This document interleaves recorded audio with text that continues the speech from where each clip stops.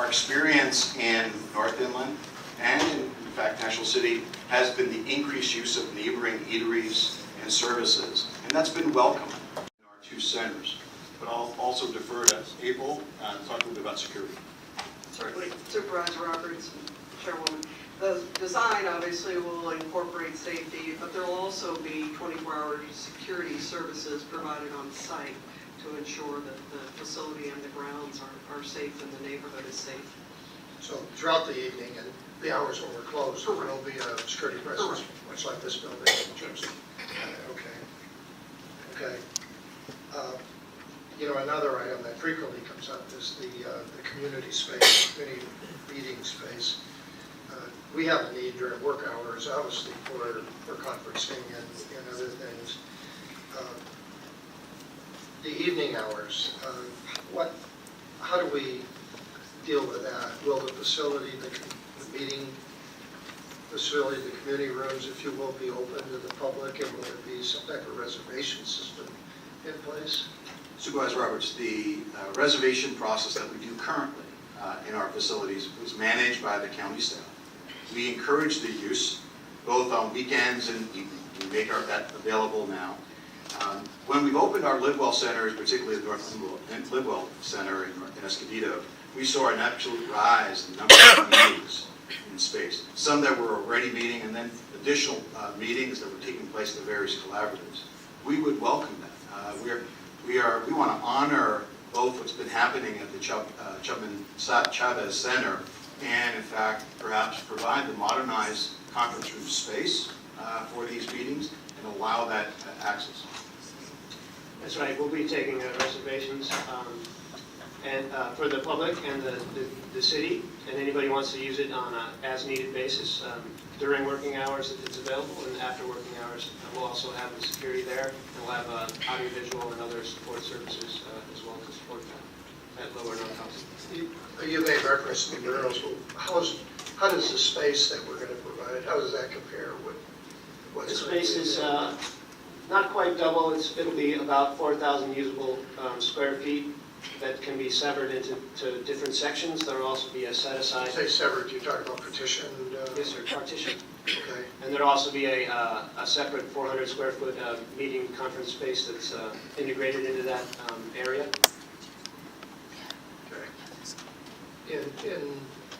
You've talked about the murals, and are there anything else that's going to be done in terms of making that historic connection? Well, we'll engage as our normal process with a art consultant, and then we'll engage the community in how they would like to represent their heritage inside the facility. So that will be part of our process, yes, sir. Okay. You've shown a conceptual design, but you talked about a design build, which means the actual drawings and the design is in some ways off. Right, we won't start the design until this spring. I'll be interested in seeing those, even though I'll have a different role there. But of course,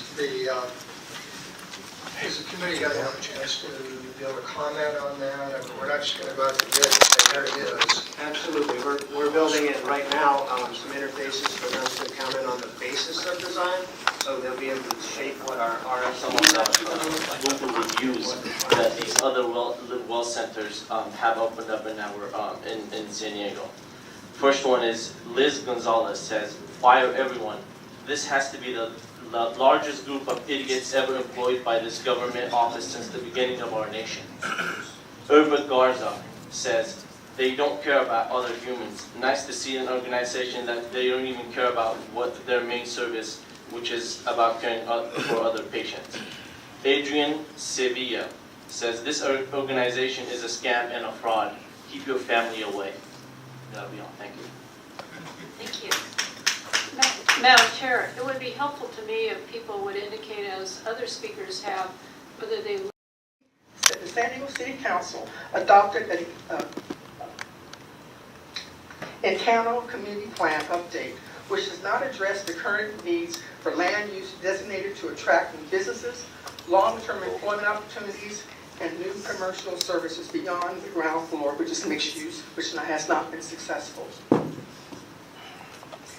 Equally appalling is the fact that this location is across the street from two culturally significant buildings utilized by hundreds of children, the Malcolm X Library and the Elementary Institute of Science. Is this really the message we want to send our youth, a huge welfare center in the middle of our community?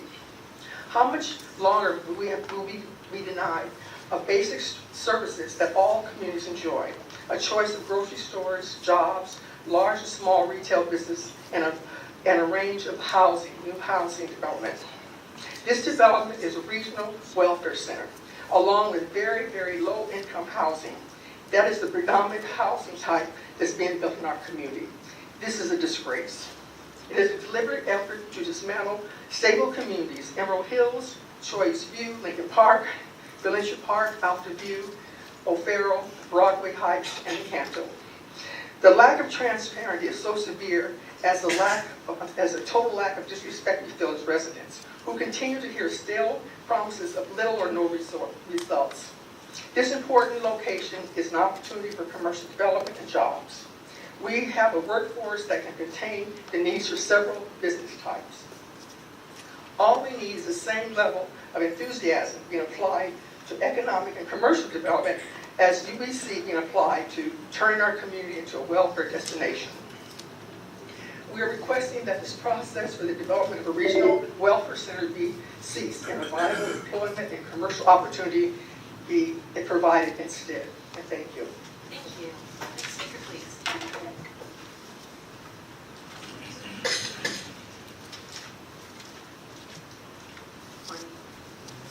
Good morning I am Letitia Flynn. I am a resident of the 4th District. Good morning to you all, the Board of Supervisors and other county officials.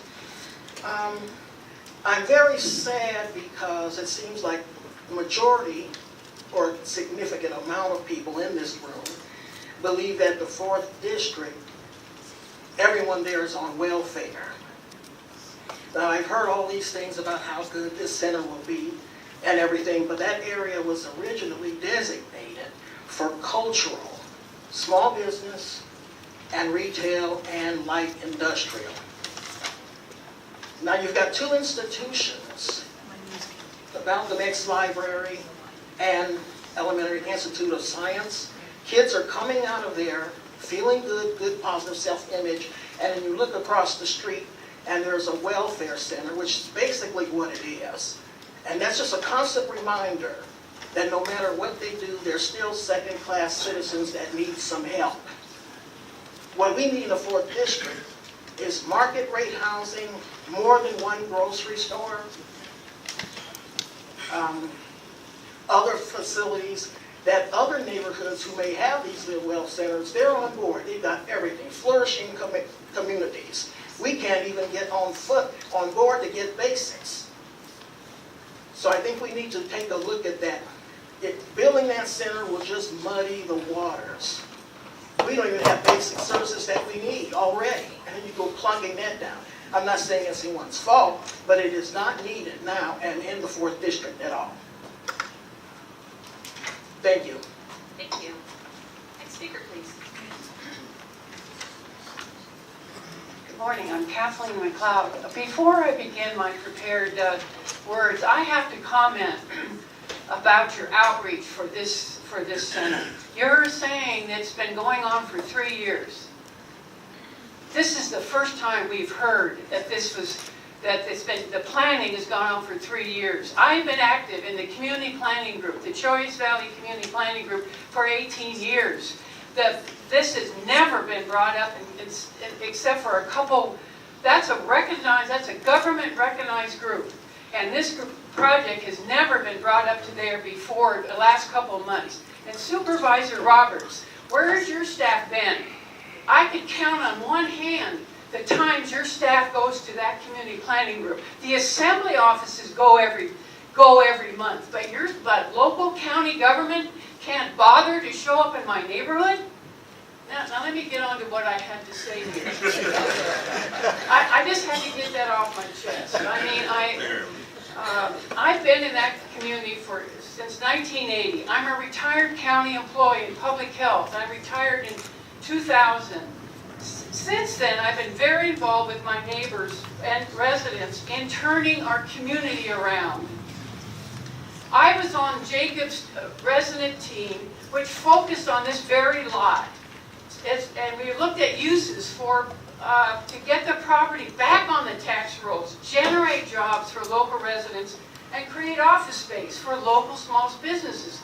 This vision was carried forward in the update of our community plan, guided by redevelopment experts on how to create a robust and sustainable local economy. The economic prosperity element calls for an ambitious goal to achieve a ratio of 2/3 market rate to 1/3 affordable housing among 8,000 planned multifamily units to be built there over the next 25 to 30 years. This is what is needed to raise the AMI in southeastern San Diego, and we need your board's support to achieve that goal. Despite this goal and the illegality of concentrated poverty under federal law, there are no tools to prevent this growth from being 100% affordable housing. The initial study of the project did not address compliance with the community plan, with research demonstrating the harmful net impacts of concentrated poverty on children's growth. No mention was given to the impacts of the proposed regional center towards realizing a balanced community for their future. The deal you have with Jacobs takes local employment-producing land off the tax rolls and does not create local wealth. This is an affront to those who own property and pay What taxes. I'm objecting to is the location. I urge you where to chose postpone the place. land purchase until EIR can be prepared those and we know parcels the impact of this were regional designed, center as on the mentioned, success of for our community businesses. plan. Thank you. And to change our neighborhood, make it into our neighborhood. I'm concerned that the Jacob Center is going to sell all or most of their plots, parcels to the county without telling anybody. There may be further annexes for the county or other things associated with the county, which will not bring any money into our neighborhood. I've been to 3 of the centers. I went to all 3 of them to see what they were like, and I liked them. There's nothing wrong with them. In fact, the nicest one was in Escondido. That one was the best. Beautiful location, beautiful rooms. I have no problems with the Live-Well centers in general. But they were all in major industrial centers with other major buildings nearby. They also had 500 parking spaces designed. I counted them by using the Google Map aerial view. So that means they plan to have 500 spaces in each one of them. We don't have 500 spaces designed for the Southeastern, which means they're going to be parking across the street in the Malcolm X Library, or they're going to be parking on the streets.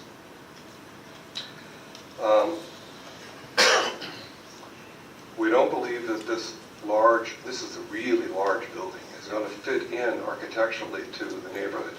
It's going to be an eyesore. It'll just be huge. I don't think we understand how big it is until it's going to be built, and that's too late. It's unacceptable to me that we have not understood all the probation issues. Their presentation at our local, well, that was quick. That's by fast, doesn't it? Thank you. Thank you, sir. We appreciate your comments. Next speaker, please. As the next speaker is approaching the podium, I'd like to call for the following 5 speakers: Sheila Dine Arthur, Michelle Price, Eddie Price, Osborne McFarland, Eileen Osborne Carr.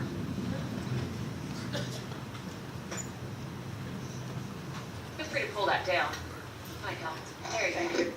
Welcome. Good morning. I'm Leslie Dudley, and I've lived in Lincoln Park for over 30 years. I've been serving on encounter planning for over 4 years. I'm aware of the violence in our community. I've seen a 16-year-old on our street gunned down on his way to school, so I know what a vulnerable community I live in. But I like the community and I like the people. I urge you, though, to postpone the vote on Southeastern Live-Well Center until the county addresses the issues raised by Mr. Gurry's letter. Our community has only been aware of this proposed regional center for less than 3 months. Oceanside knew about their center since last summer and is still not passed.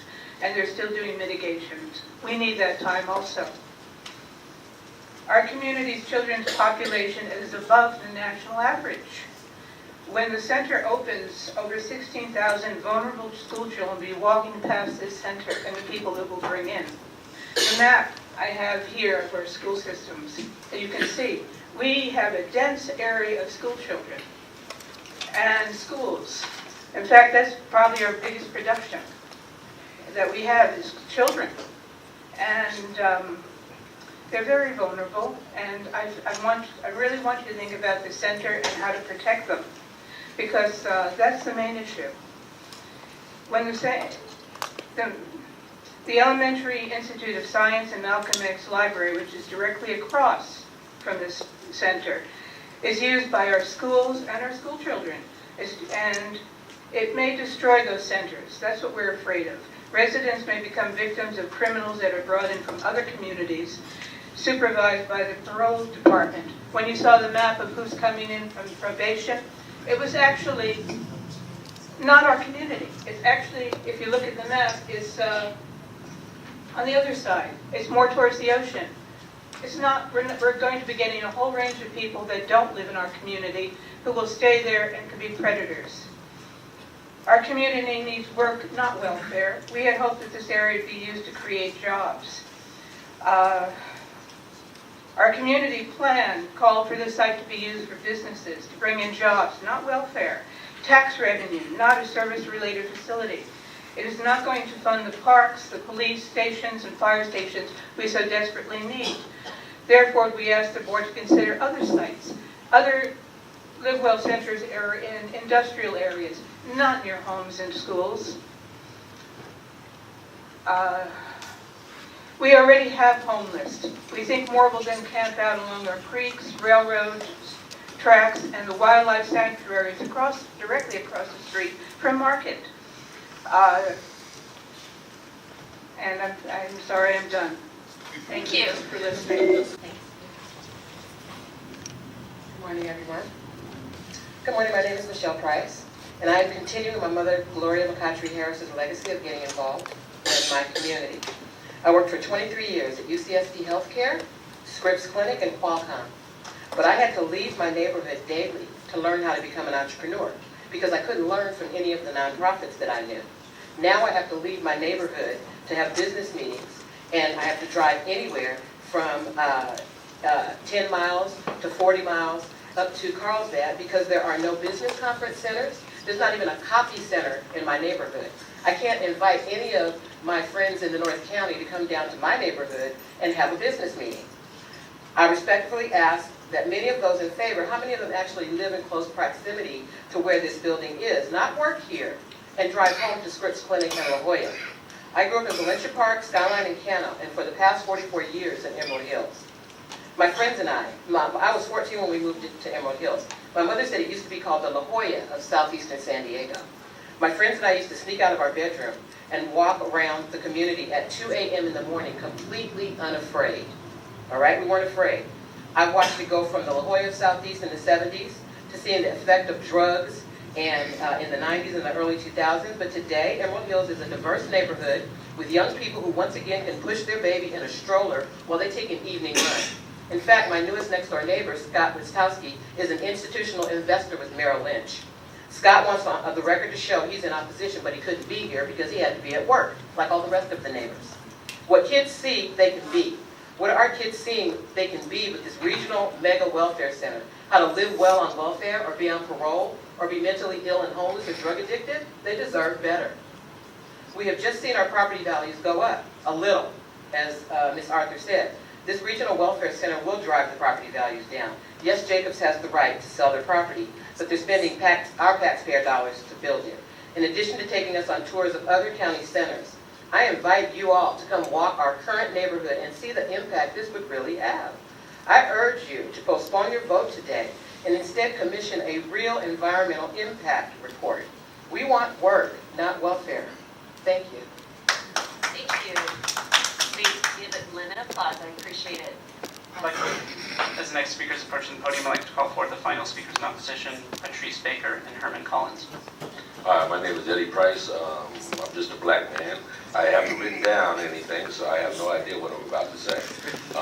And I cuss a little bit, so don't get offended. You know, there's been a lot of talk about welfare, and it's the name Live Well Center, and there's a lot of people in that community, and I live in that community, by the way, that want to live weller, right? Weller is a new word. I'm living okay, but I want to live better. And this doesn't provide any services for me, right? It doesn't provide access to any services, whether it's entrepreneurial services, whether it's organizational services, or whatever else that community needs as far as the middle class people that live in that community. It's all about welfare, and that's all you hear. I also haven't heard about the people that live under the bridge at Euclid and Market. There's a families, working families, right now today, that live under the bridge, right next to the Tubman Chavez Center, and I haven't heard a word about them. I've heard about a box of Live Well centers that you're going to plop down in this community like you plop down in other communities, and it works in other communities, but I haven't heard the impact to the rest of that community. I've heard about Malcolm X Library and the Elementary Institute of Science, but what about Lincoln High? What about the other communities? You know, I've heard the word impact, I've heard the word investment, and I've heard the word customers, which I really didn't like. As an investment, we really need you to not think of us as equal to these other communities. We want to increase our equity. We want you to come in there and think about equity, not equality. We did it over here, so it should work over there. That's not going to work in this community because some of the people in this community that I live in, we like to fight. That's what Brian or Barry Pollard said earlier. We like to fight. And we want to be taken care of. We've been jacked before. You know, I do a lot of work in environmental and energy. I work for the city of San Diego. Well, I don't work, but I contract with the city of San Diego for workforce development to provide solar installers.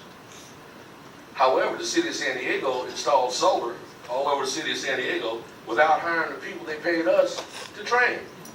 Okay, there's a disconnect there. And so, you know, before I can really give my approval of this, and I'm just one man, so I don't know, you know, how much that'll make. I need some critical thought to go into this, into the footprint of how you're going to affect. You know, I saw a picture of the creek and the little park, and that was just where you guys are at, right? There's a walking path that goes all the way to the post office. What are you going to do about that?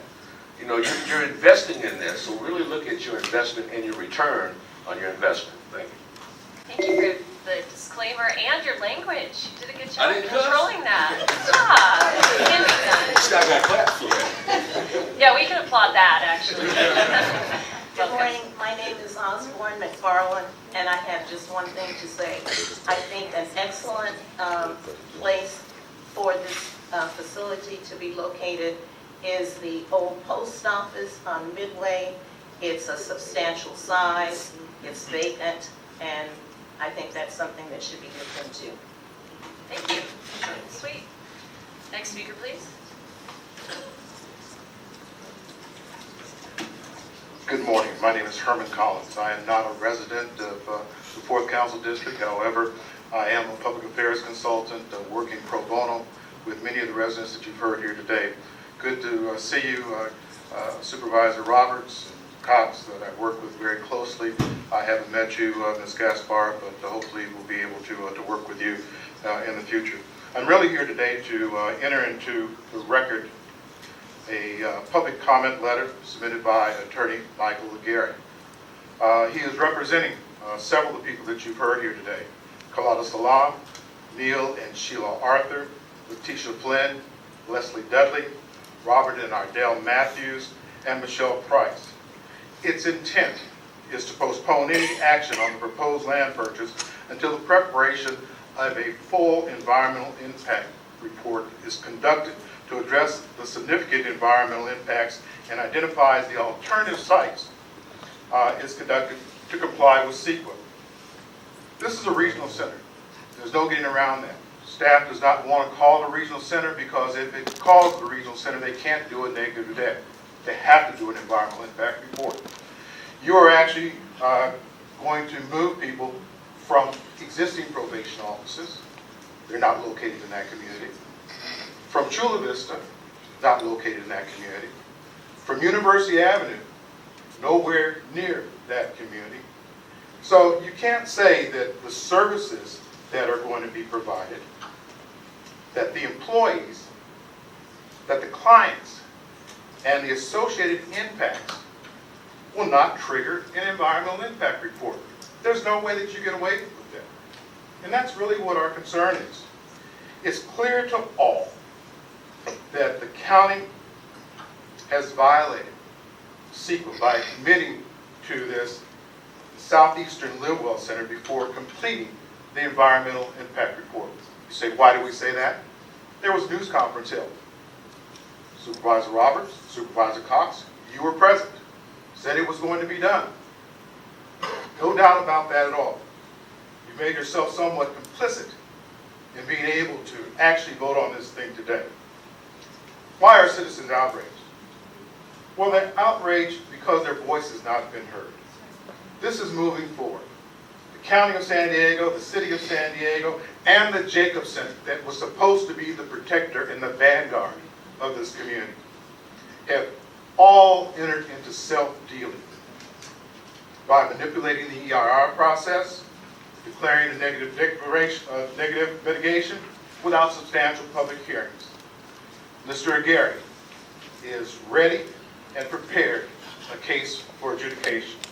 You have the opportunity to avoid such litigation by postponing any action until a complete environmental impact report is done. Thank you. Final call for Patrice Baker.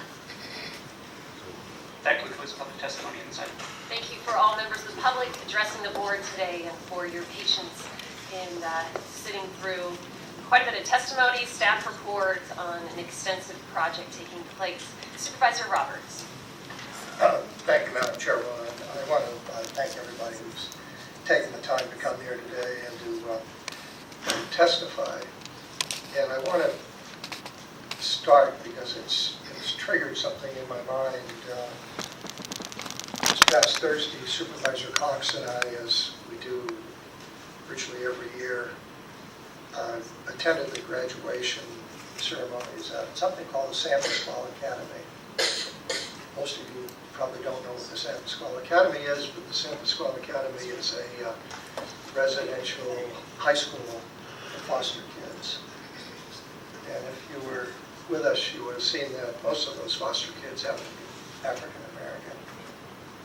Now, the reason why I mention that, because I guess when you've been in government as long as I have, you see instances where there seems to be a disconnect between two different visions of something that's taking place. Because we had an enormous amount of pushback on that property when we wanted to build that school out there. And we were going to ruin the neighborhood, we were going to drive down values, we were going to do a lot of things according to some of the people. And they came here to protest, and they even brought a buffalo down, raised him on the grass out here in protest. God only knows what the buffalo had to do with it. But I mention this because it was clear that we had a dream and a vision that was different from what they were thinking that we were doing. And as I hear some of the terminology and some of the charges, in effect, I feel like there's almost two different projects we're talking about. And let me share with you, somebody said that, well, the Live Well Center in Escondido is pretty nice. The Live Well Center in Escondido was created out of an old Gemco store. Some of you might remember Gemcos. I used to build Gemcos at one time.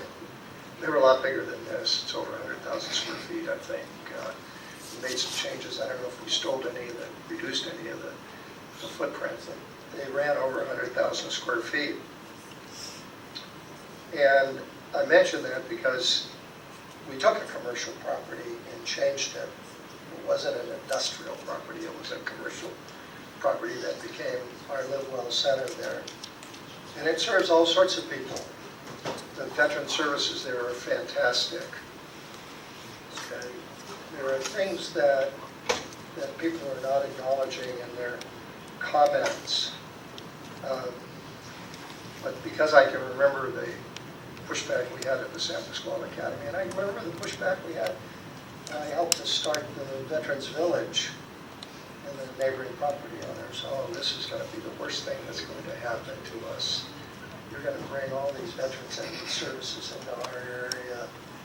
You know, this is a terrible idea. We bought an old motel to do that, and it was a real mess, to say the least. And we started, and today, either San Pasquale Academy or the Veterans Village, nobody in those areas would ever suggest that those things haven't worked out for the better of the community. But we started with different visions, and I sense that there's something in the criticism here that is along those lines. I'm an architect by profession, and I will share with you, over 40 years ago, I had a client that wanted to build on this property. He wanted to build an industrial project. That would be so out of character with what is happening in that area today, that it would have been, it's probably the best thing that never happened, that the property did get developed as an industrial use. Although I hear speakers today testifying that maybe that, you know, that's jobs. Well, this building's going to create a lot more jobs. There's going to be a lot more people working there. And there's no reason why those people can't be, hopefully, people that will be employed there and come from the community as we move forward. I think that a Live Well Center is more than a welfare center. For any of you that visit the Live Well Centers, I think you'll see that. And there was a suggestion maybe we ought to go to the old post office over at Midway Drive. Well, there's a lot of reasons, but I'll tell you, we are looking at a Live Well Center at the corner of Rosecrans and Pacific Highway. And why? Because you know what? It's right across the street from a trolley station, and it's an area where these services could be held. And we have on that property, we have a psychiatric hospital. You know how hard it is to locate a psychiatric hospital? If I said, we're going to put some of those services on this site.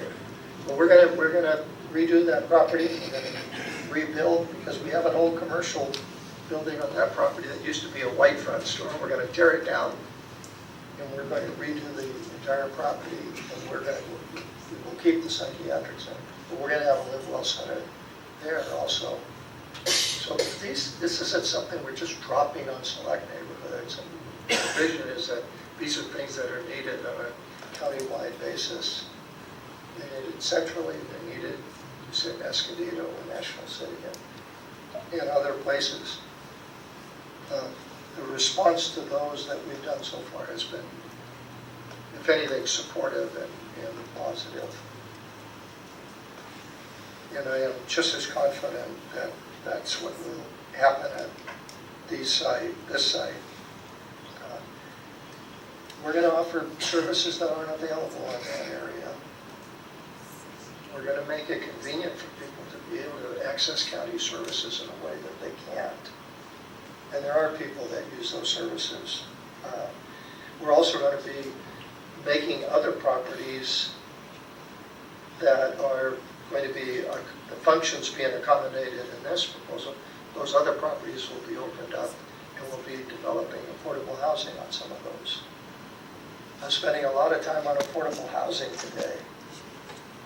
The pushback we get on affordable housing is incredible. I didn't realize affordable housing was a bad word. Maybe because I grew up in affordable housing in Lynn Vista when it was all government housing. And it's working families that need housing. And in today's world, we're not doing that. We're not providing for people. And if you want to look at one of the root causes of the homelessness, it's because we don't have an availability of housing, and the housing we do have is pricing people out of the marketplace. And to some extent, this project will allow us to start a series of moves that will result even in helping in that respect to create housing.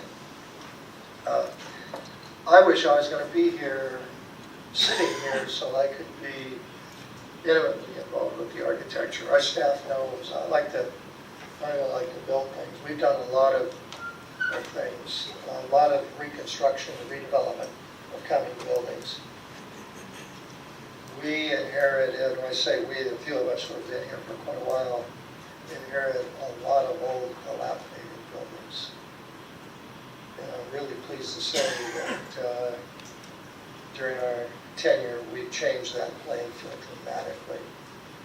We've rebuilt, and we've rebuilt to a quality that you won't see in many governmental organizations if you go to some of the facilities. And we sold our property in some respects to develop other community facilities that nobody ever imagined that could have been present. And it's turned out, I think, with the lack of criticism and the recognition that these things have turned out well, I feel very comfortable in leaving this, at least during our tenures here, that we've done something good and we've done something good for the community. I feel very comfortable that when this project is open and when it's operating, it's going to have community support rather than community opposition. I do want to see it done right. I want to see the design done right. I know we still have a lot of process to go through. I'll be keeping an eye on this, and I'll haunt you guys forever if you don't. But I have confidence that it will get done right. Because there's a different culture that's at work here that was here perhaps 25 years ago or 30 years ago at the county. I want to see this go forward because there are people that need these services. And they're not just here in this community, as I said. I'm working very hard to bring about the changes at the corner of Pacific Highway and Rosecrans Street. And we've done things in those communities. We have a center that we established there where the people that are coming out of prisons are transitioning into society. That's not what's going to happen in this project. It's going to be different. But it's easy to look at in isolation of what's happening in the bigger picture. And the bigger picture is we're moving forward. We're doing things different. We are trying at the best of our abilities to help people. And there's people that need help. There's people that need a helping hand. We need the comments that were made on how can we incubate, how can we increase not just directly but indirectly the training and employment and things like that. I want to see those things to the extent we can be a part of this project. So I feel comfortable that our staff has done a good job. I can't respond to the legal issues that Mr. Gary's raised, but our county council has assured me that Mr. Gary is a longtime friend of mine, is not on the right side of this with respect to his comments. I feel comfortable going ahead, and we'll let the courts decide whether he's right or our attorneys are right. Too often, environmental questions are used as the weapon to try to stop anything. That's why we can't build housing. Because every community that we say we're going to do affordable housing, before you know it, there's a Mr. Gary-like person that shows up and says, you can't do that in my community. My God, I want to build affordable housing in Claremont. You think I was put in a porno station or something? The comments that I hear. You learn to live with that when you're a public official, if you believe in what you're doing, and you believe in a staff that can make these things happen in a positive way. So with that, Madam Chairwoman, I want to make a motion to move forward on all of the recommendations that our Chief Administrative Officer has put before us.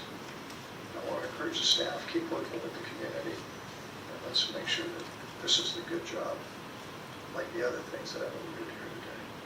Thank you. I'll second the motion. Just to clarify for the record, that motion would include the language that I read into the record that was noted in the errata. Correct. Supervisor Cox. Thank you, Madam Chair. I want to start off first by thanking all of the speakers that came out today to speak on this item. We have a saying on the seal in the lobby of this building that says, good government demands the intelligent interest of every citizen. Well, I want to compliment everybody that came here today because I think you are all intelligent citizens. You have good comments to make. And I've certainly seen the communities in southeastern San Diego mobilize on both sides of this project.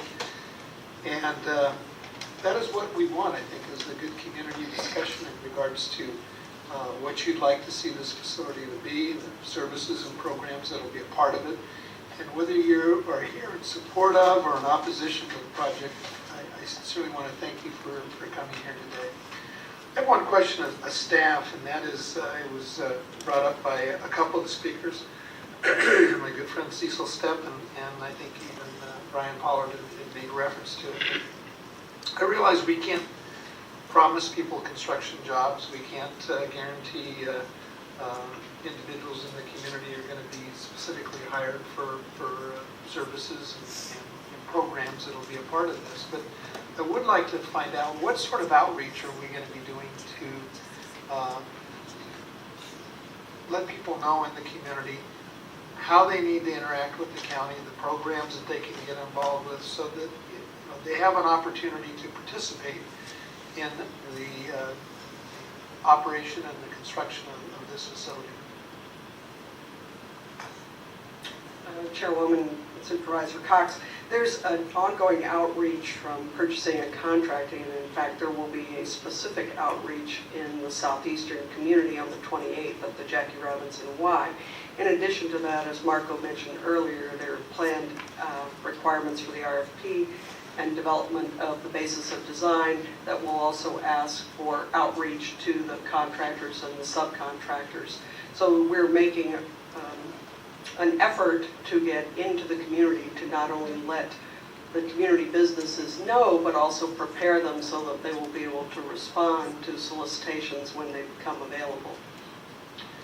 Okay, well, I really think that's really important to do, particularly in southeastern San Diego. This is a community that I think is referenced, that I think has been on the short end of the stick a lot over the years, and I think we should do everything we possibly can to do outreach and let people know the process, how they need to get involved, how they can become a part of this project, whether a small business, a minority-owned business, a woman-owned business, disadvantaged business.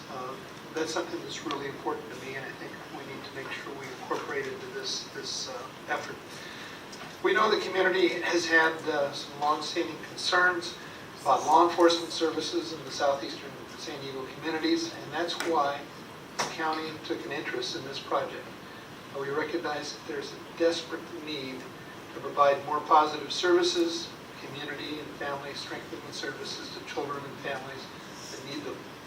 Addressing disproportionality in both the quality and the type of services has been the focus of our CAO, Harlan Robbins-Meyer, Supervisor Roberts, and myself, and our staff.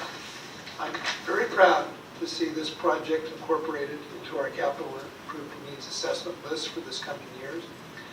This demonstrates a $74 million investment in the well-being of residents in this community, and by 2020 this building will be shovel ready. Our current facilities are certainly outdated. They're undersized. They're spread out in a variety of different locations, making it very difficult for families seeking services in their neighborhoods. The goal of this center is to serve the 80,000 residents in the area who already use these services. They deserve easy access to quality county services that are going to provide the overall health and safety of the community in their own community. We remain committed to consistently improving how we deliver our services. Co-location have done is improve the values. And as far as the center goes, I don't know that they're going to have a veteran center here, but you can at least give me a room where the veterans can go. That facility has been in North County just a magnet for those who have retired and those who are leaving the military.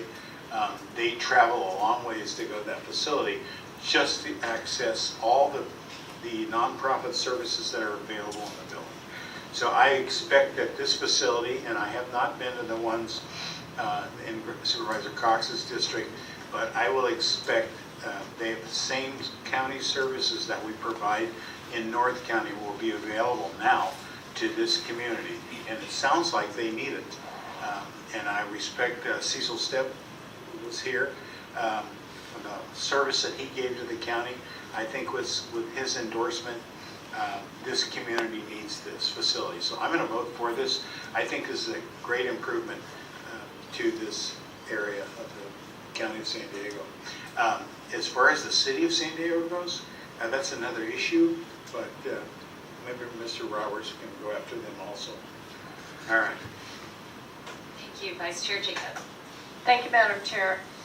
First, I would like to express my appreciation for all the speakers that came forward. Very articulate presentations on both sides. There's a couple of issues, though, that have not been addressed. I'd like some answers from staff. First, to council. Because the mitigated negative declaration has been challenged, have you heard anything today that would change your mind in regards to CEQA compliance? No. So in other words, project and the mitigated declaration that we have before us is complete and in compliance with the California Environmental Quality Act. Is that correct? With the addition of the information that was provided to your board in the errata, and also in the document that was provided to your board in response to the letter challenging the mitigated deck. Thank you. With all of that, we don't feel like anything more is needed. Thank you. I think that's important, Madam Chair, to get into the record. Issue was brought up, compliance to the community plan. Does it comply or not? The community plan will be brought into the design process, so that plan will inform how we provide the design as we go through. We're going to comply with all the community plan as far as the zoning is concerned, and we're in alignment with all the land use planning, and we're going to address the tenets of the community plan as we go forward in the design. So is that a yes? Yes, ma'am. Thank you. And then parking. So right now we have over 380 parking spots provided for the center in our draft plan, and right now we're going to start with 260 people working at this site, and the agency has very good data into how they plan for their parking. We usually plan about 5 parking spots per 1,000 square feet of parking, and this is in alignment with that. We feel right now that there's adequate parking. Thank you. So they won't have to park at the They will not library? park in the street or across the street. No. Thank you. $74 million investment. If the people in this area don't want it, I'll take it in East County. You've talked about live well centers up in Escondido, and you've talked about National City, and it's been a huge success, but I don't have one. Having said that, an investment like this in this community, it seems like a lot of the comments that were made in terms of location, and I do believe from what I've seen of the facility in Escondido and also National City, those are very nice facilities, but I do not believe that design is going to fit in this area. I have to say, I'm a third generation Sandiego, and I started my life in San Diego on Redwood Street, and for the first few years, and I look at San Diego as a long time San Diegan. All of San Diego is important to me, even though I represent the East County area. If you look at the map, East County, my district, is not too far from this particular site. So just two issues. One, it's already been addressed, but I want to dig a little deeper on it, and that's involving the community in the design build. And we have a really good process in building libraries. I know that well. We built 13 so far in my district.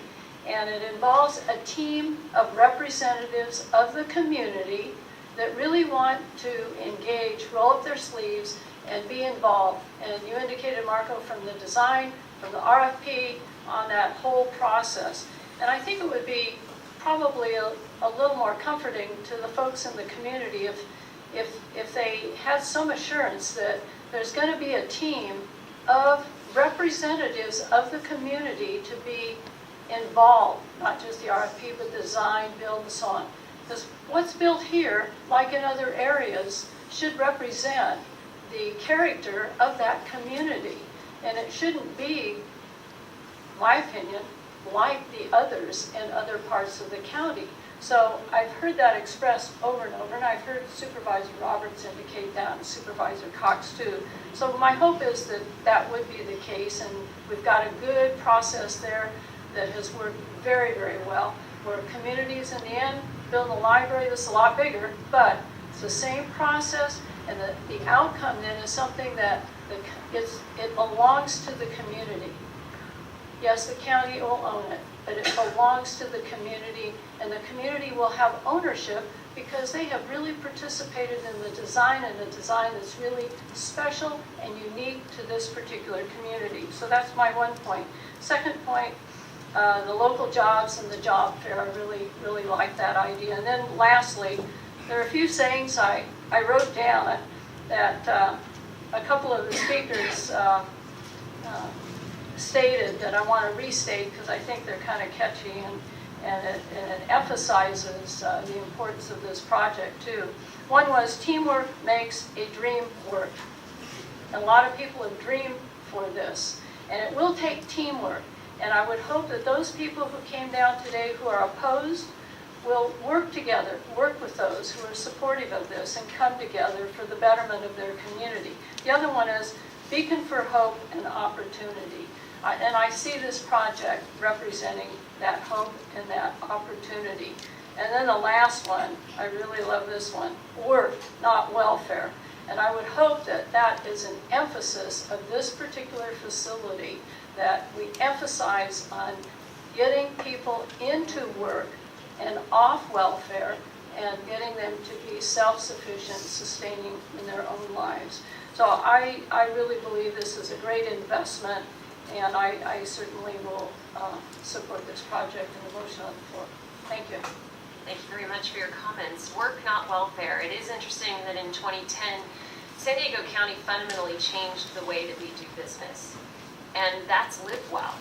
You know, live well is what we've been talking about today, is that we don't want to spend our time, our resources just taking care of people forever. That should not be our goal. We are in the business of transforming lives, taking people from a place of dependency on our dollars to a place of self-sufficiency. And that's happening every day in these Live Well centers. So I'm happy that some of you have been able to come out and visit. If you haven't had that opportunity, please come out and see me. My office is actually in the North County Inland Live Well Center, where I get to see lives being transformed each and every day. Not people being taken care of forever by county government. That is not the goal here at all. At the same time, make no mistake, these facilities should not be the same. It should not be that we're just plunking the North County Inland Live Well Center into your community. That is not the purpose, and that is not the intent of what we're doing at all. Each of these facilities has its own unique character, its unique qualities that address the needs in that unique community. So the great thing is there's a commonality between all of these facilities. All of them, no matter how unique they are, they're transforming lives. And that's something that we need to do in every community, because one privilege of serving this role has been working with vulnerable populations all throughout San Diego. Even in well-to-do communities, we have vulnerable populations of people. We have problems, we have challenges that if left unaddressed will intensify. We see that with the intensification of the homeless population throughout San Diego, throughout the state of California.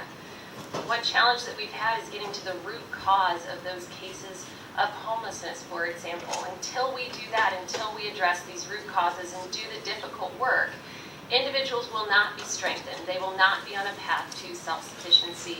So I challenge you to be open-minded and look at these centers in a different way. Instead of looking at it as welfare, look at it as a center that's literally transforming lives in each and every San Diego community. And this staff is fully committed to making sure that the Southeastern Live Well Center matches and mirrors the community characteristics, the qualities that make that area of San Diego unique, just as they've done everywhere else. And as Supervisor Horn has pointed out, talk to the residents there. The residents shared your concerns. You have every right to express concerns, express support, because this right now is an unknown to you. But if you go back and visit all of these communities, you'll find the opposition there that's changed their mind. In most cases, they've changed their mind. These are the community champions that are out there working, on the county's behalf to be champions for projects like this happening in their communities. So with that, I'll be supportive of the motion today, and I think we're ready to vote.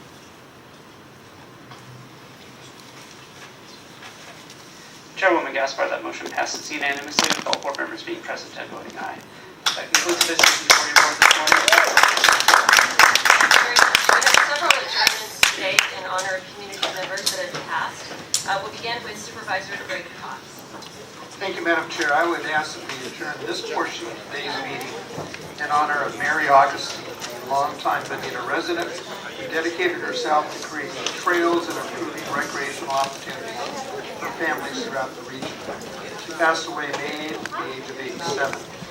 Mrs. Augustine was a San Diego County native who graduated from high school and built a home in Bonita with her husband, where they raised a loving family.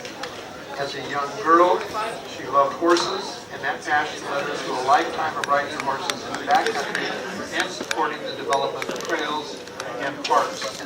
Among her many accomplishments are helping to create the Sweetwater Trail from Summit Park all the way to Humboldt, creating a system of equestrian and hiking trails in Bonita, creating the popular hiking trail around the Chula Vista Golf Course that is used by joggers, walkers, cyclists, and equestrians, and being a founding member of the Bonita Valley Horse Club. For her significant contributions to the community, we named a multi-use bridge at Sweetwater Regional Park in her name. I was honored to help her cut the ribbon for that particular bridge over SR 125 in 2008. Mrs. Augustine is survived by her children, Addie, Eric, Kristen, Veronica, Tim, and Janie. Mary Augustine is a jewel of the community, and she will be long remembered and missed by all.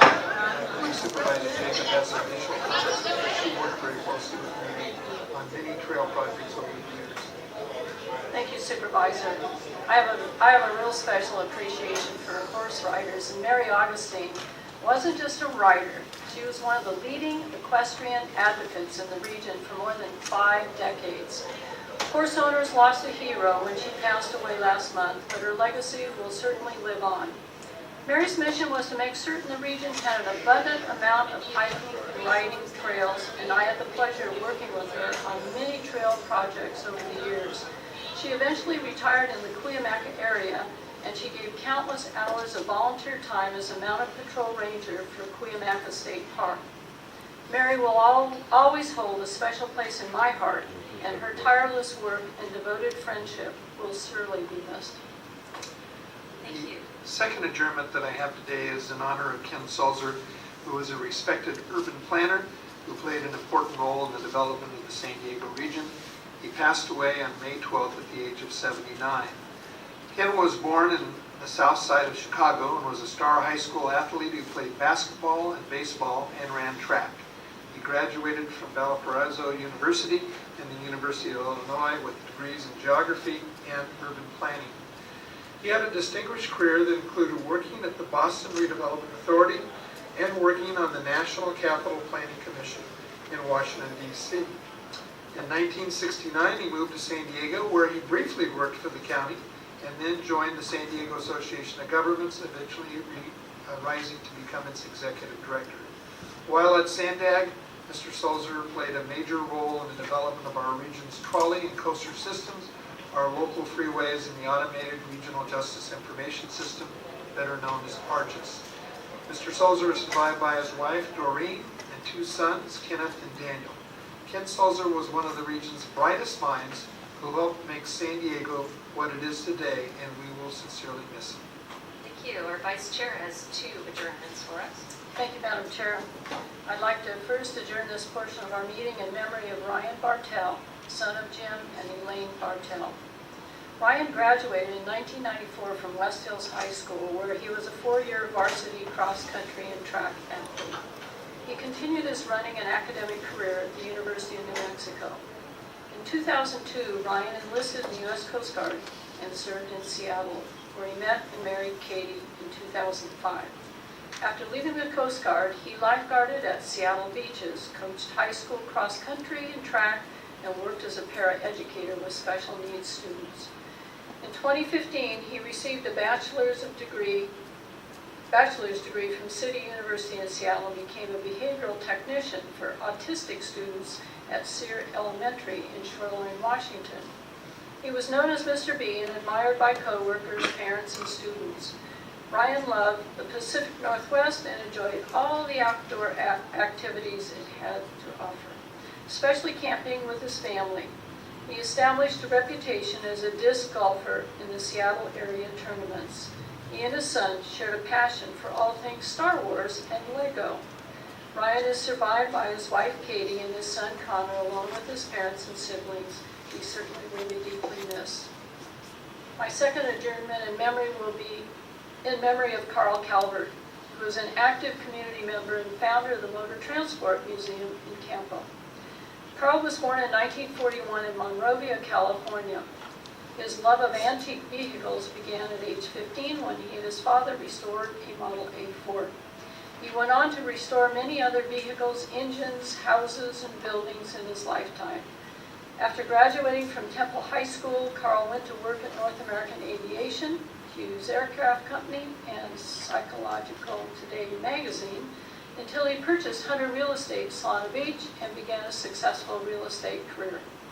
In 1971, Carl and his wife Susan bought his historic home in Rancho Santa Fe, where they raised their children.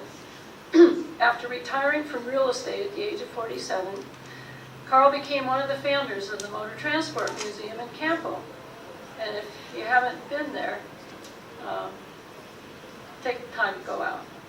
He wore many hats as treasurer, grant writer, project manager, restoration specialist, facilities manager, and much more. The museum and the Julian Historical Society accomplished two important joint projects under Carl's guidance, each lasting several years. His last big project was the renovation of property to become the historic Camp Lockett. Carl remarried in 1989 and spent 28 years with his wife Ginger as they traveled throughout the U.S., Canada, and Mexico. Carl never lost his curiosity for life, his love for his family and friends, and his vision for the next project. He is survived by his children, Teresa, Marcel, Jeff, and Bill, and 4 grandchildren. We thank Carl and his family for his service and all of his contributions to the community. Thank you, Madam Chair. Thank you. Supervisor Roberts has 2 adjournments for us.